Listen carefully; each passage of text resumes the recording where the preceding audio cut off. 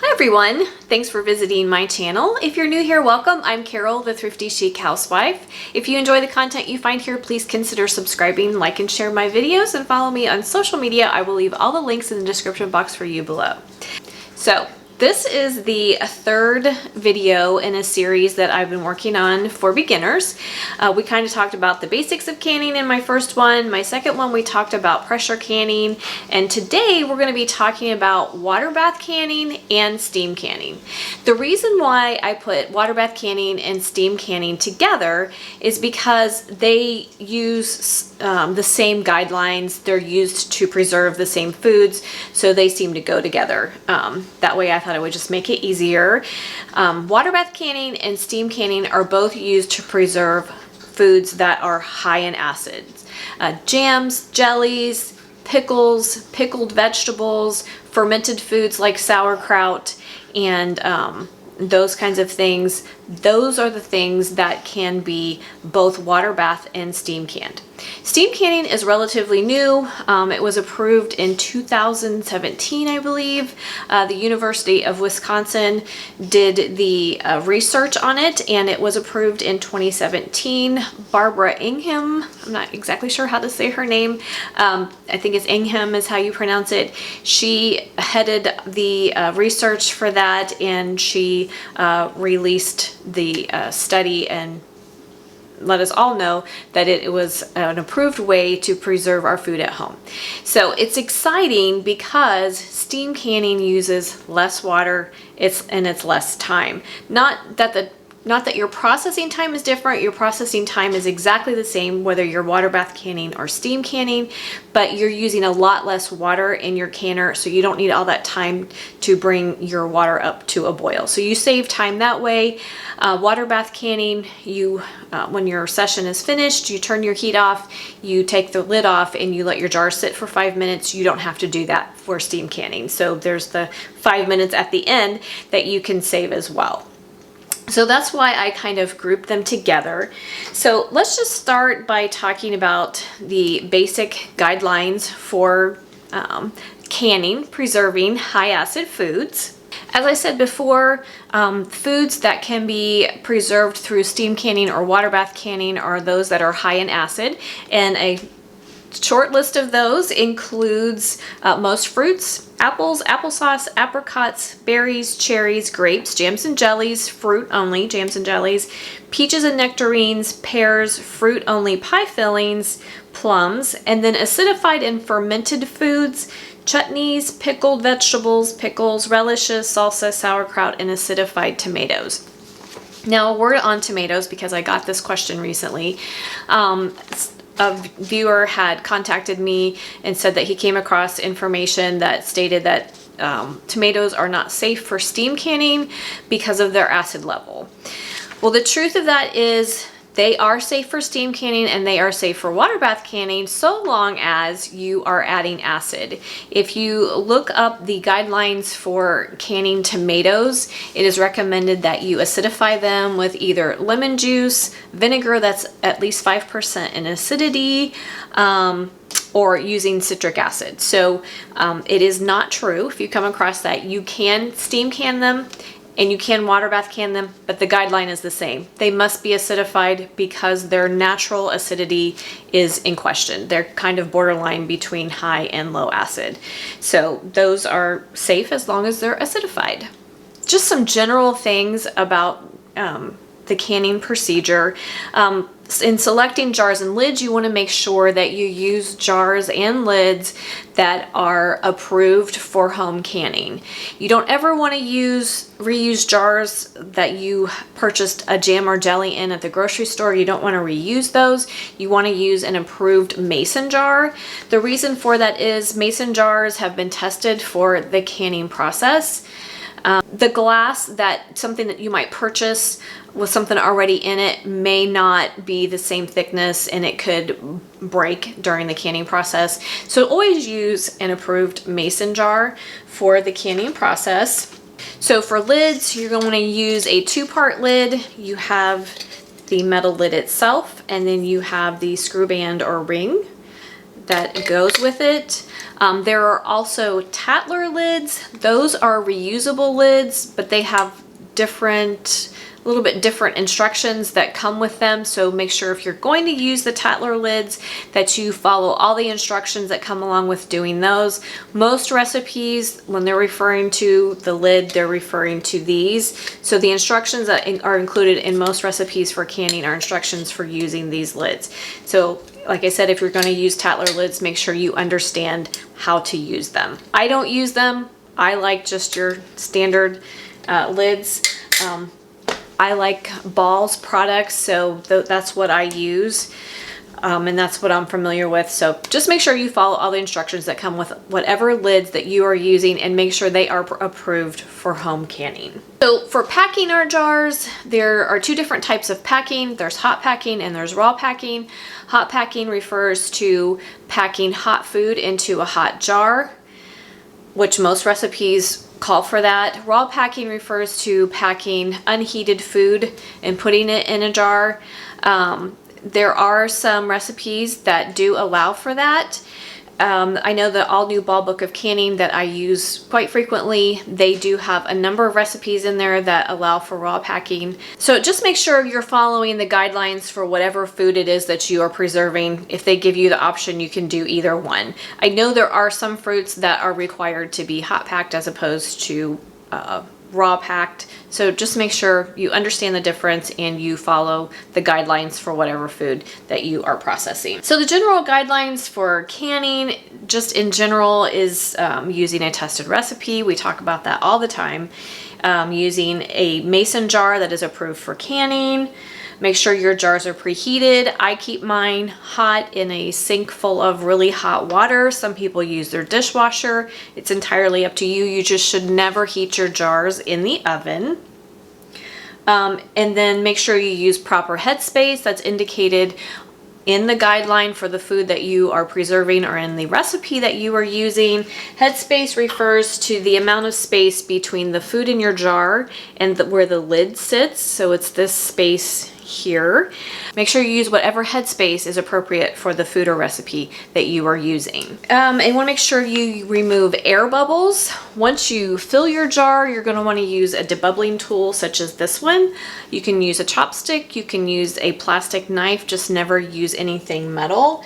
So once you fill your jar, you're going to use one of those tools and you're just going to kind of go around your jar and release air bubbles. And then you can also, if you have a debubbling tool, you can also use the other end to check your headspace. So this is a helpful tool to have. Once you remove your air bubbles, you're going to wipe the rim of your jar. I like to use a paper towel dipped in white vinegar to wipe the rim of my jar. Some people just use a wet paper towel, that's fine. The white vinegar is nice because it helps to remove any residue and make sure that it's nice and squeaky clean, which creates the perfect environment for a good seal, which is what we're trying to achieve. And then only tighten your lids fingertip tight. So when we talk about fingertip tight, you apply the lid, and then when you screw on your band, you want to just screw it until you get some resistance. You don't want to screw it past that and force it, and you don't want to leave it loose. It shouldn't be loose like that. It should just be fingertip tight. Having it too loose or too tight can cause a problem with your seal, and you don't want that. And so can the incorrect headspace. That can mess with your seal as well. Back to headspace, just as an FYI, 1/4 of an inch is typical for juices, jams, and jellies. 1/2 of an inch is for fruits, tomatoes, and pickles, and 1 to 1.5 inches are for meats and vegetables. Make sure you refer to your tested recipe. Too much headspace results in a lower vacuum and a weak seal. Too little headspace may force food under the lid, causing siphoning or breaking of the seal. So siphoning refers to liquid loss from your jars, and we want to avoid that if we can. And you can avoid that 2 ways: through using correct headspace and also making sure that the temperature in your canner, it remains pretty steady. You don't want to ever have big fluctuations of temperature change in your canner, no matter what type of canning you're doing. Also, when you are removing your jars, you want to use a jar lifter to lift them in and out of your canner for obvious reasons. You don't want to use your hands because you don't want to get burned. At the end of your canning process, most of the time you're going to see a little bit of water that is accumulated on top of your lids, and we have a natural tendency to want to tilt our jars. So you don't want to do that. You just want to lift them straight out and down. Don't tilt them to remove the water that can cause a problem with your seal. So just make sure to just be aware of that. It's a natural tendency to do, and I know I've been guilty of wanting to do that as well, but try to avoid that because it can mess with your seal and we don't want that. So that's for filling your jars. So the procedure for boiling water bath canning is you're going to fill your canner halfway full with water. Then you're going to bring the water up to about a simmer, which is about 180 degrees.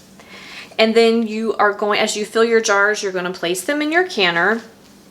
And then you're going, at the end, once your canner is full, you are going to add enough water to make sure you cover your jars by at least an inch. 1 to 2 inches is perfect. Then you're going to put the lid on your canner and you're going to crank up the heat to high, and you're going to bring everything up to a full rolling boil.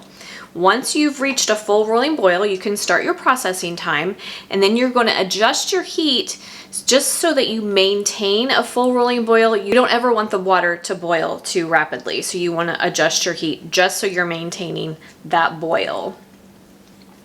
You don't ever want to stop the boiling at any time. If any time the water stops boiling during the process, you have to start all over again. So you want to make sure that you're maintaining the correct temperature.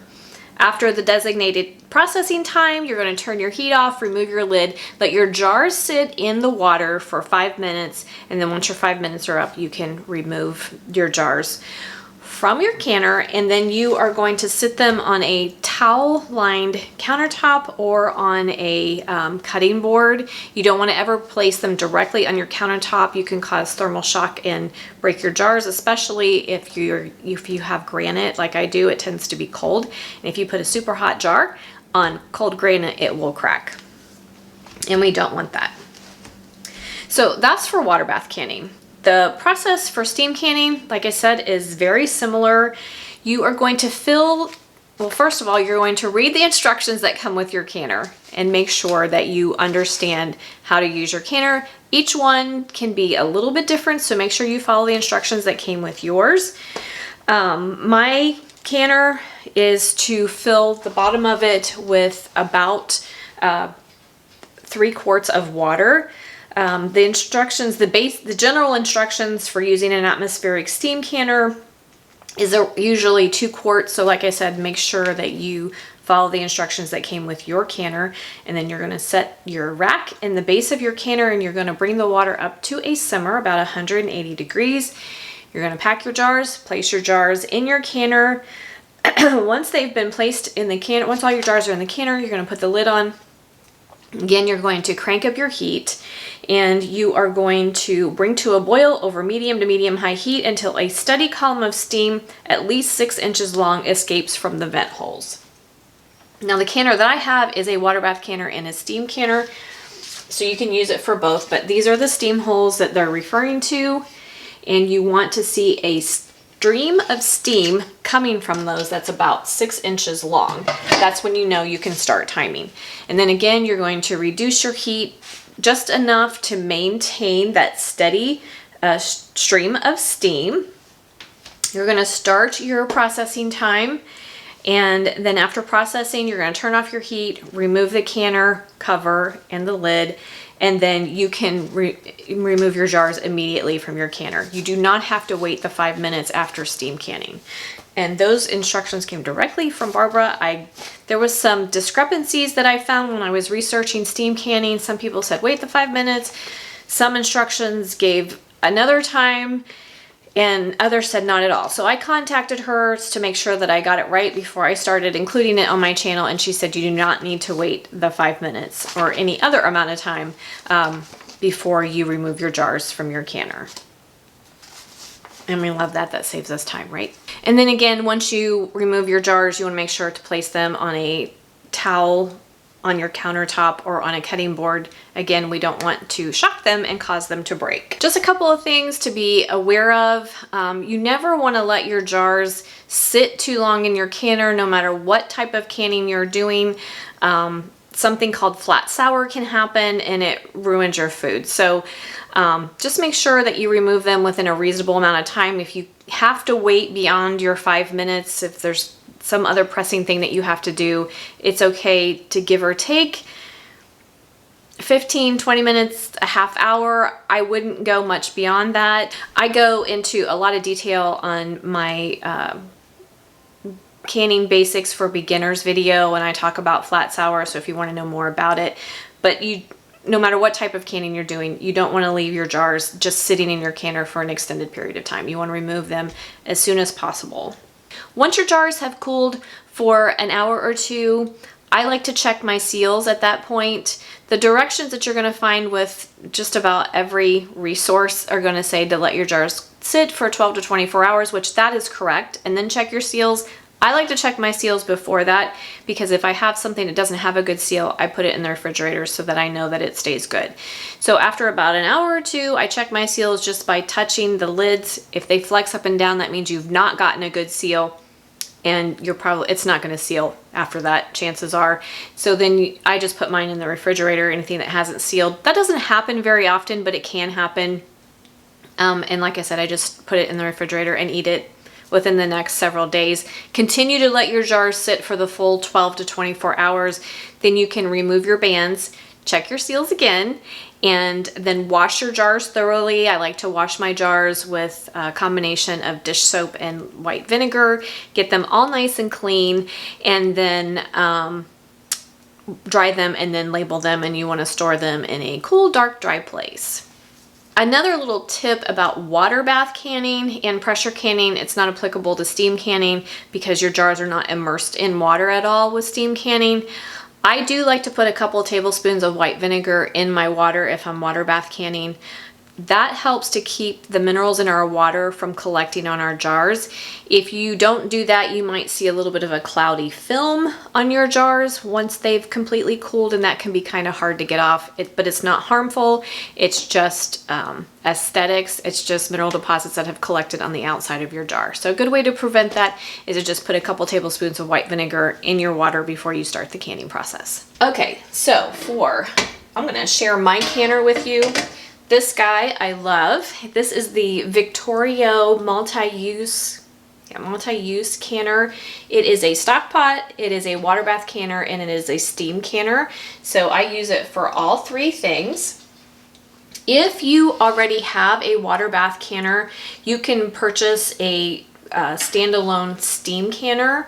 They're less expensive than this. This guy runs under $100, but you can get an atmospheric steam canner for, I don't know, $30, $45, so a little bit less than this guy that does both. But if you're in the market for a new water bath canner, or you're just brand new to canning, I highly recommend this one because it is multi-purpose. You have your standard rack. When you're water bath canning, your rack goes this way and it will sit in your canner like that, and you'll have your simmering water underneath, and then you'll put all of your jars onto your rack, and then you lift the jars into your canner, put the lid on, and start your process.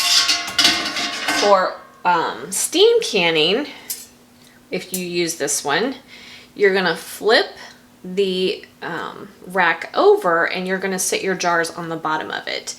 And once you put this in there, the 3 quarts of water comes up to the bottom of this rack. So like I said before, you just have to follow the instructions that come with your canner. These are the instructions that came with this guy, so I know it very well. I've not used just a plain steam canner.